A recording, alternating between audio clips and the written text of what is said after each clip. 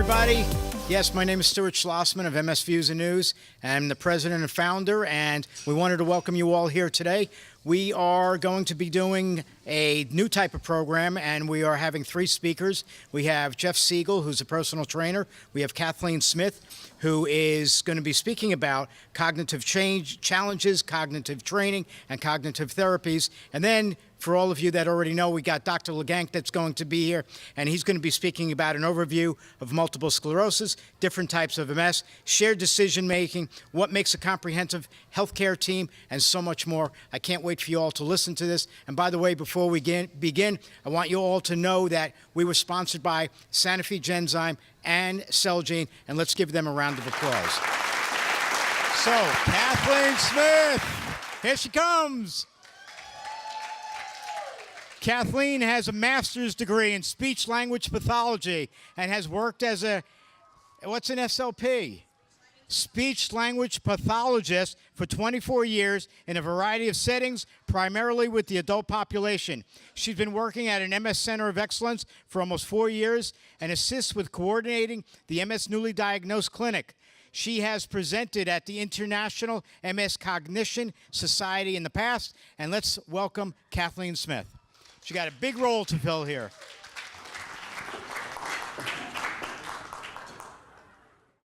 Good morning, everybody. I'm Kathleen. I work at the Alabama Neurology Associates at the Tanner Foundation here in Birmingham, Alabama. And Stuart reached out to me to ask to talk about cognition, and I just started with the Webster's definition of cognition, which is, I can't even see it's so tiny, but the mental action or processes of acquiring knowledge, understanding through thought, experience, and your senses.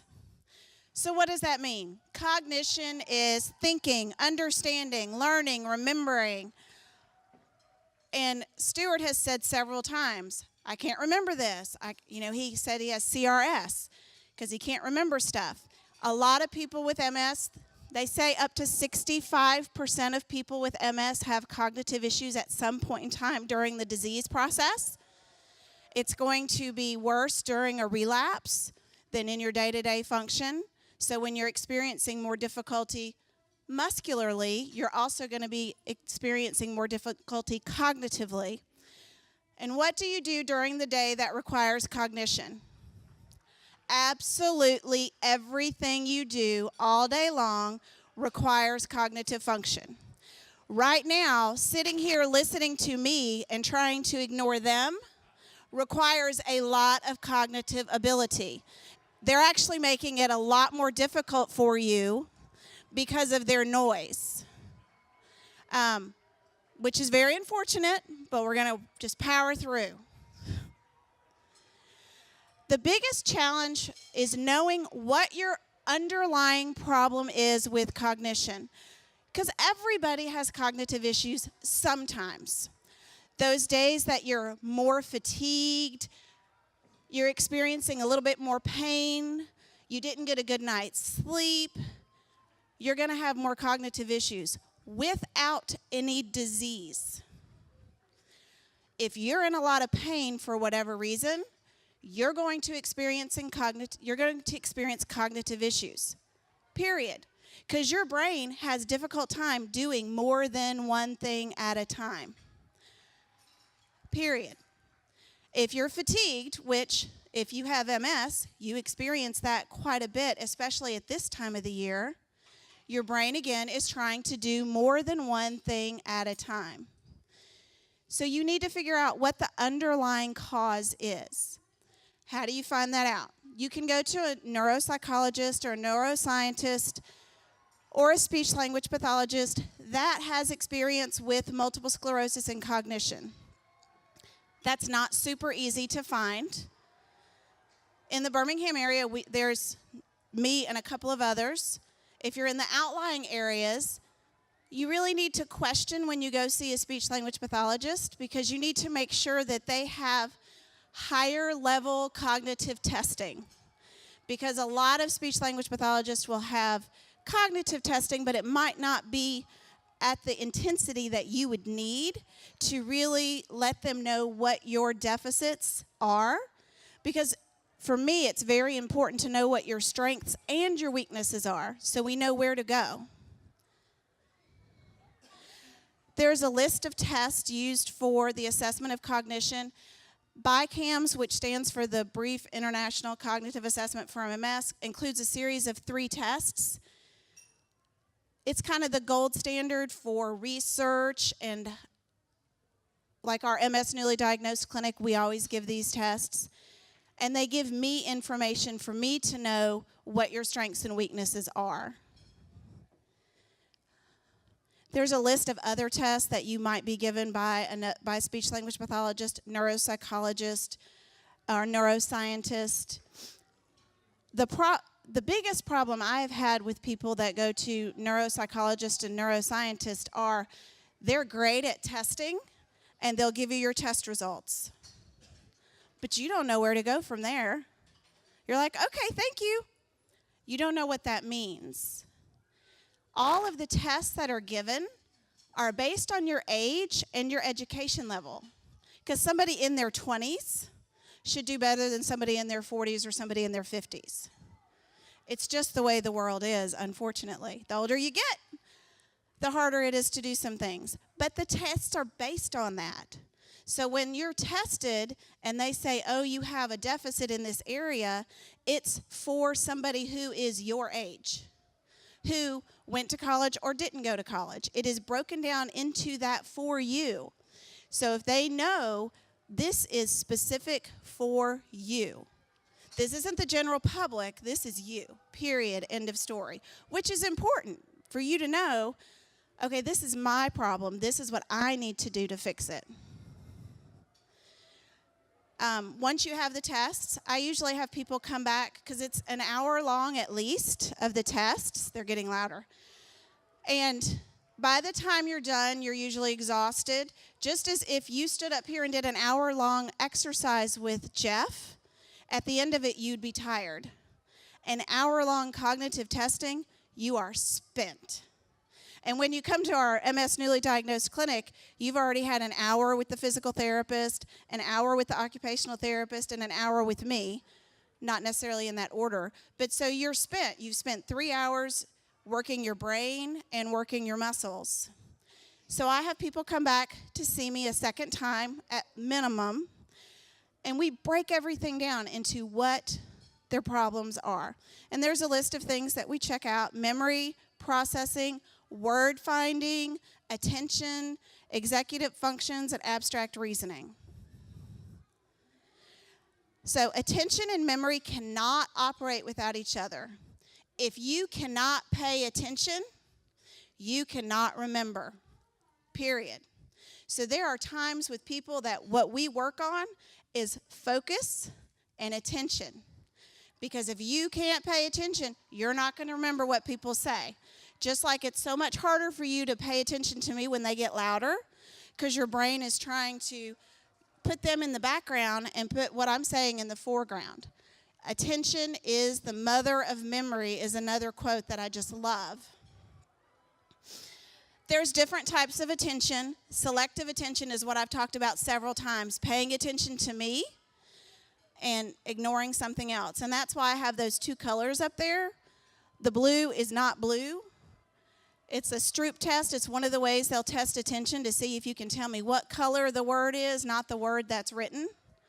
And if you've ever been to our office, we have those up and down our hallway in different colors because our physical therapist will have people do cognitive tasks while they're doing physical therapy as well, because there's a lot of research that talks about the neuroplasticity, your brain function, actually gets better when you do a cognitive task with a physical task. And so our physical therapists have a cognitive jar, so they'll pull things out of there and they'll ask you very hard questions while you're doing the balance things that Jeff was talking about, because you need to be able to do both at the same time. Because in your life, are you ever walking at the mall with your friends and talking? Or walking through the grocery store, trying to remember what you needed from the groceries while you're walking up and down the aisle and you're looking back and forth? That's a very hard cognitive task, which happens that when you get to go pay and the cashier says, "Did you find everything you need?" And you're like, "Oh, I needed 4 more things." And you have to go back and get it because of that cognitive task. It's not an easy thing to do. Sustained attention is the ability to pay attention for a long period of time, which yours is being very tasked today because you're being tasked with 2.5 hours or 2 hours of people talking. That's a lot of paying attention for a Saturday especially. Alternating attention, that's one of the hardest ones. That's paying attention to this, coming back over here doing this, and going right back to where you were and remembering where you were and keeping that task going from where you were. Cooking is a very hard alternating attention task, especially if you're cooking more than one thing at a time. And divided attention is when 2 things are happening at one time and you have to pay attention to both of them. This is to show you, let me find my, over here. Here's the most, these are all important for your memory, but attention's all the way over here because if you can't start here, those other 3 parts of your memory are going to suffer. And then this just explains those 3 parts. Encoding, processing the information into the memory system. So that's your typing on the computer. Storage retention, keeping what you typed into the computer, saving it, you saving it into your brain. And retrieval, getting it back out later. A lot of times we're good about putting it in there, but when somebody asks you a question, you're like, "Yeah, I can't remember what I was going to say," or "I can't remember what that was." And then it comes to you later. And that's a lot of the times because of your processing. Your processing is your brain taking the information around you, and it comes in and interprets what you're saying. I say it's that time for it to come in and click, all that time to come to that light bulb coming off. There's visual processing. So when you're driving down the street and you're using a GPS, you're using visual and auditory processing. So you're driving down the street, and if you have delayed processing, even with a GPS, you'll be driving and you'll go, "Oh, I was supposed to turn right back there." And you do a U-turn because you missed your turn. And it's not because of your GPS, it's because of that visual processing.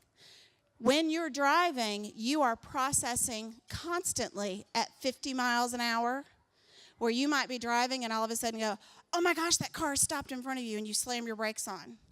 Because if you have any type of delay, your driving is going to suffer. That's why I tell a lot of people, if you're going someplace new, do a dry run. Go when you have nothing else going on, you're not in a hurry. If you're going to see a new doctor, go there on your own at a different time. Or even if you leave early, because you could get stuck on 65, and especially with Malfunction Junction, and then you get all flustered because you're in a panic because you're going to be late, so your brain's taking up some of that time with, "Oh my gosh, what am I going to do? I'm going to be late. And oh, I missed my turn, and now I have to do a U-turn, and I'm on a new exit." So there's all these things that are all part of that cognition that is so important. Your auditory processing is when somebody tells you something, your brain taking that information and interpreting it till that light bulb goes off. So if you come to a dinner with a bunch of people and you're meeting new people and they go around the table and they say, "I'm Joe and Tom and Betty and Sally." And then you get up and you're like, "It's so nice to meet all of you," because you don't remember anybody's name because you heard it just, you didn't have time to process it. You're in a restaurant, so your brain is already trying to ignore all that outside noise. And so when you get up, you can't remember Joe and Tom and Sally and Betty because that just, wasn't super important information for you at that time because you're walking up to the table and you've got to sit down, and if you have foot drop or something and you're trying to make sure you sit in your table and you're really focused on that, or, "Ooh, I really like the cheesecake they have at this place." You're thinking of something else, and you totally missed those 4 names. You didn't process any of that information. This is talking about your language. There's different, when I do testing, I always do a language test because They go hand in hand. And who in here has ever experienced oh my gosh, what was I going to say? It's on the tip of my tongue. Everybody. This is just a list of the words that they're called. Anomia is when you have that word finding. Paraphasia, when you say one word and you meant another one. So somebody asks you a question and you say, you say the word brush and you meant comb, or you say rhinoceros instead of hippopotamus. You say the wrong word. And it could be related, like the ones I just said. They're semantically related because a comb and a brush go together and the others are animals. It could be that you say one word and it has nothing to do with anything that you meant to say. And if you have decreased processing, you might not even realize that what you said wasn't the word that you meant to say. And then somebody asks you a question and you're like, oh, yeah, that's not what I meant to say at all. These are just other things, just words. If the words get stuck, it starts to limit your social interaction because you don't want to go sit out to dinner with some friends. And I keep bringing that up just because in our society, we go out to dinner with our friends. We all ate dinner here. That's one of the most social things we do, and it is such a hard cognitive task because when you're eating, you are never wholly focused on the people at the table with you because your body has this internal dialogue, whether or not you realize it, where you're like, ooh, that was really salty, or ooh, I hope there's more of those left because that was my favorite part, or I don't like mushrooms and there's mushrooms in this and I got to go through there. You have this internal dialogue and then you miss, oh, what did he just say? And you kind of get left out of conversation. Or if you have a delay, when somebody asks you a question, one of the tests I do tells me how many delays you have and how long they are. And I will intervene and help somebody after a 10-second delay. But think about it. If somebody asks you a direct question and you have a 10-second delay, they're going to move on and ask you something else. And then sometimes you'll answer a question and they kind of look at you funny because you're asking the first question, you're answering the first question, and they've already asked you 2 or 3. And so they're kind of, what? Like, it feels like parallel play with children because you don't feel like you're having the same conversation. And so that's one of the things I'll talk about with people as well. Like, okay, you have a significant delay. So we need to talk to your family members about how y'all need to form your conversations. You need to, call somebody by name. Make sure they're paying attention to you and focused on you, looking at you before you talk to them. There are ways to get these things better, but in the process of getting those things better, you want to have successful communication with your family members and your loved ones. Because if you have a delay, you have word finding, if you have word substitutions, you want that ability for your family members to know that sometimes you say the wrong words so they can say, did you mean blank? I also have a lot of conversations with family members about not talking for their family members because you want to say what you want to say. You do not want them to speak for you unless that's your personality. If that's your personality, that's fine.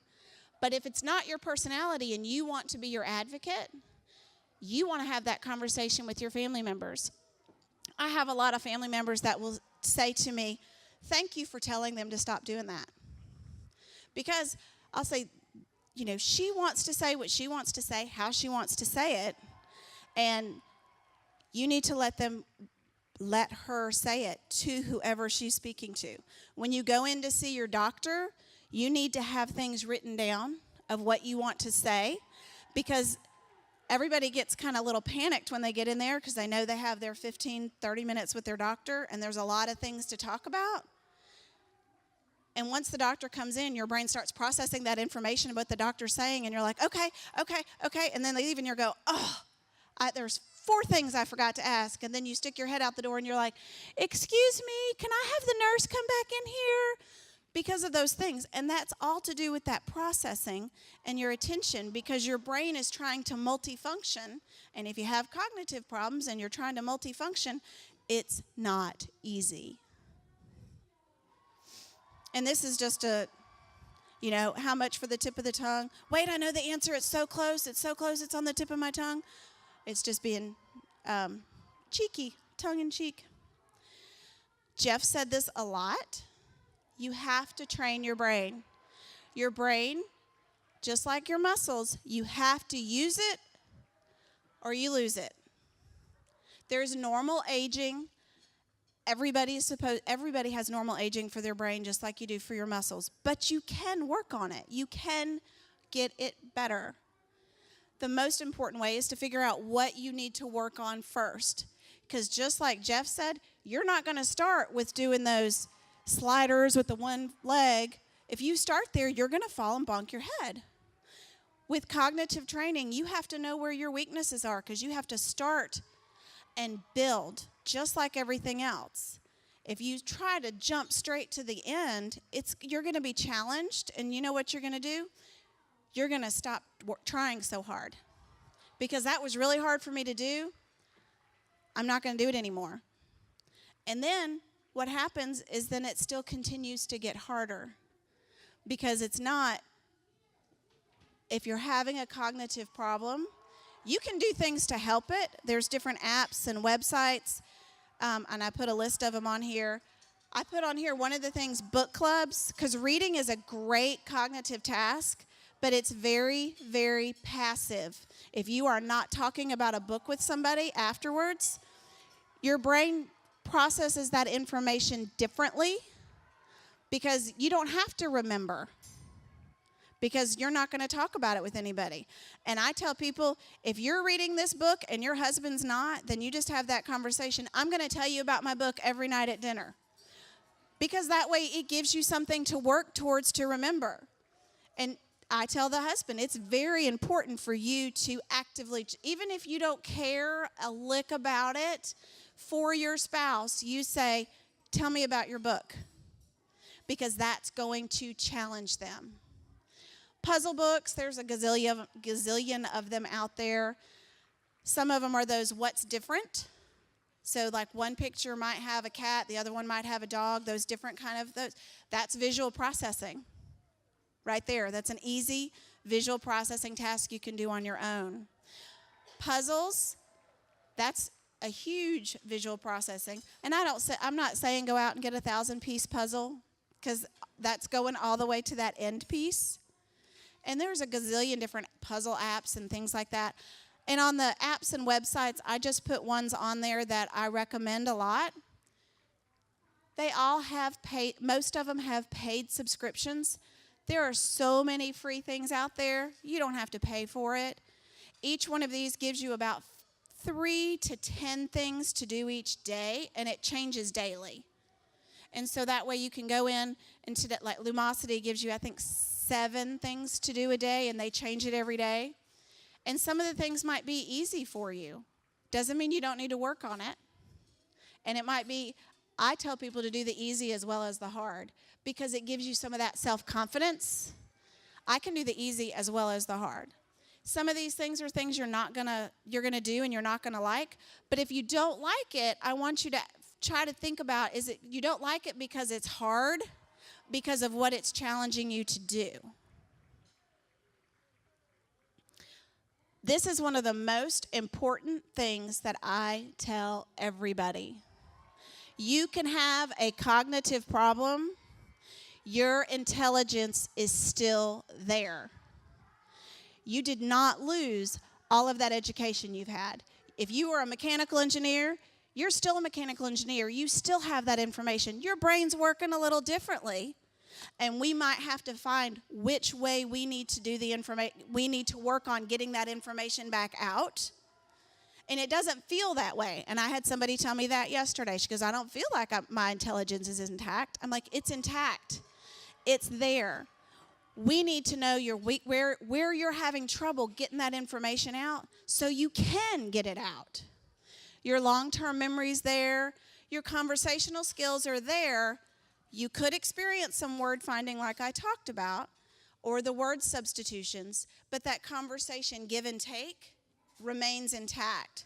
And reading comprehension remains intact. That's why I said I want you reading your books, but talking about it with somebody, because talking about it with somebody works on your memory. You can comprehend what you're reading all day long, but you want to remember that information later.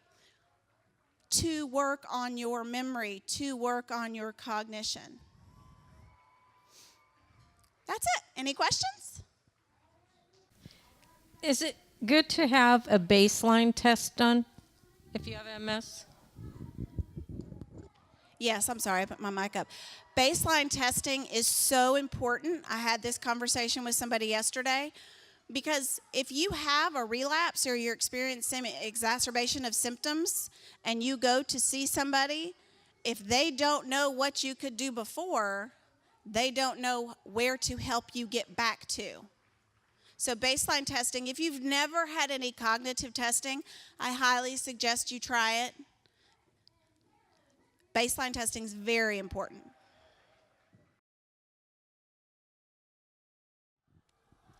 It's got to be that way. You work at the newly diagnosed center? Yes, ma'am. I work at the at Alabama Neurology Associates, where Dr. Emily Reiser works. The Tanner Foundation. We have an MS newly diagnosed clinic once a month. Okay, but do you have to be newly diagnosed to come? You do not have to be newly diagnosed to have cognitive testing. I do the cognitive testing for newly diagnosed, so we have that baseline testing like she's talking about. Anybody can come and get cognitive testing. All you need is a referral from your physician, and it doesn't even have to be your neurologist. Your primary physician can recommend cognitive testing as well. That you do that? Ma'am? It's just once a month that you do that?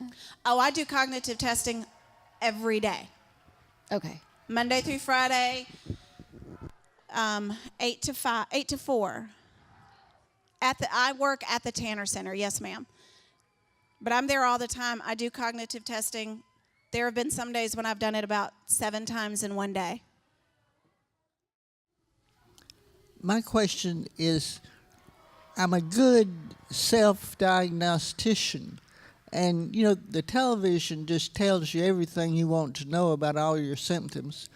But the thing is, years and years before my diagnosis, which was in 1981, but anyway, the laughing at inappropriate times and when things aren't funny and that's not what you're feeling at all, and that's PBA according to television. Pseudobulbar affect, yes, ma'am. So, that's one of the diseases that can make that more common according to television.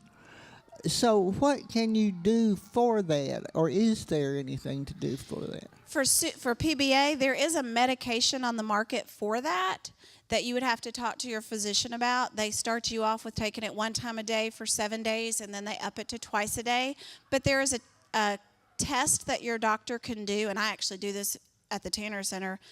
There is a test that you can do that it's just answering 7 questions, and it will tell you if you're out of the normal range, and if you're out of the normal range, then your doctor can prescribe a medication for PBA to help with that. Thank you very much. You're welcome. I have one question. I have a problem when I get too much information at one time. I can't remember any of it. It's like it's just gone. If you give me too much information, I don't hear any of it. I don't. Right, and that goes back to retain that processing, because when somebody gives you a lot of information, I try to explain it when you have information coming in, when you're processing it kind of comes in and it clicks. When you get a lot of information at one time, this comes in and this comes in and this comes in and this comes in, and you don't ever get that time to click. So at the end, you're at a loss because you're like, I heard that person talk for 30 minutes and I have no idea what they said, because that processing takes so much time. And there are things you can do to help with the processing. Auditory processing is not easy to work on an app as much as visual processing. That's why a lot of times with TV shows, people miss a lot of things on a TV show, because sitcoms, they're about 6 minutes and they might go to 3 different scenes before the commercial. And when the commercial comes, a lot of people with processing issues, they sit there and go, honey, what was that all about? Or who is that person? Like, I don't remember that person on the TV show. because of that processing, because watching television works auditory and visual processing the whole time, and there's so much going on, and things change so quickly. One of the better things to do for that is, if most of us can pause our televisions, you pause your TV and let your brain catch up to that information that was on there, and then let it go from there. Because if you never pause it, or you fast forward through the commercials, you're never giving your brain a time to catch up to the information that was just presented to you. And if you have a lot of information and you can't remember any of it, it's because of that auditory processing. Next question's here. Uh-oh. Any practical tricks or buzzwords to get this testing paid for? Because that's been the bane, a lot of the time, is that cognitive testing and baseline and then follow-ups not covered all that well, and that's a challenge to a lot of people. So are there any sort of tricks that you have, or buzzwords, or ways that one can get that paid for? I always do language testing. I never just do cognitive testing. One of the reasons is for that reason, because if I strictly do cognitive testing, because in the insurance world, cognitive testing, they're looking at it as if I'm testing somebody for dementia, at what stage they're at for dementia, and education for the family and stuff like that. So I always do language tests, usually multiple language tests to go along with it, because language and cognition go hand in hand. You cannot treat cognition and not treat language. And so I always look at it from a language primary, cognition secondary. I have a question. Yes, I have sir. been told that I store too much old memory, all right? And that's not allowing me to remember the more recent memory, like things that I was told 5 minutes ago. I was asked to ask a question, and by the time I take 2 steps away, I cannot remember, but I could tell you where we did a location on X date 5 years ago, how the room looked, how it was served, and everything going on there. How do I dump out the old to make room for the new? That's part of that when I said the things you maintain, that remote memory, that I long-term forgot that. memory. Are you being facetious? No. You retain that information. What's going on with you? Because you're not just listening to what I'm saying. You're also thinking, okay, I need to make sure this is happening, and lunch is here, and the mic's over there got to work, and she's covered up the bottom of the mic so the receiver's not working. You're not just doing one thing. So the new information coming in is fighting with all these other things, because your brain is doing it's got 6 balls in the air and you can only catch 3. So the others are kind of dropping around you because you're not doing one thing at a time. If you were doing one thing and sitting down and doing nothing else, you'd be amazed at how much you would be able to retain out of what's going on. Thank you. You're welcome. Try to remember that. Any questions? I got that one. I have to run. Is there any foundations that cover this testing that you know of, or say if anybody did not have insurance to cover? There are different programs out there. Actually, at the Tanner Foundation, where I work, we have a not-for-profit attached to our office to assist with people who do not have speech therapy. I have somebody who came and saw me this week. The speech therapy insurance she has is for children only. Once you reach 18, her insurance doesn't cover it. So the Tanner Foundation grant is helping pay for her evaluation and for her to come back and get some education. I don't know the resources outside of where I work. I know the MS Society sometimes has resources, but I'm not quite sure. They change all the time, so I'm not quite sure what they have. The MS Society does. They have the Navigator program. So, if you call their local office, you're going to wind up at corporate, and they have a team of navigators there to work with you on all those resources. Any other questions? No? I have one. Great. Anybody else in here say one word and hear another? They do? No? I don't know if anybody in here does, but I have had people experience that. I know my wife does. So what's going on there? That goes along with the word finding, paraphasias. If you're hearing one thing and saying another, your brain isn't processing what you've said, it's hearing what you meant to say. Okay. Any other questions? Thank you, Kathleen. You're welcome.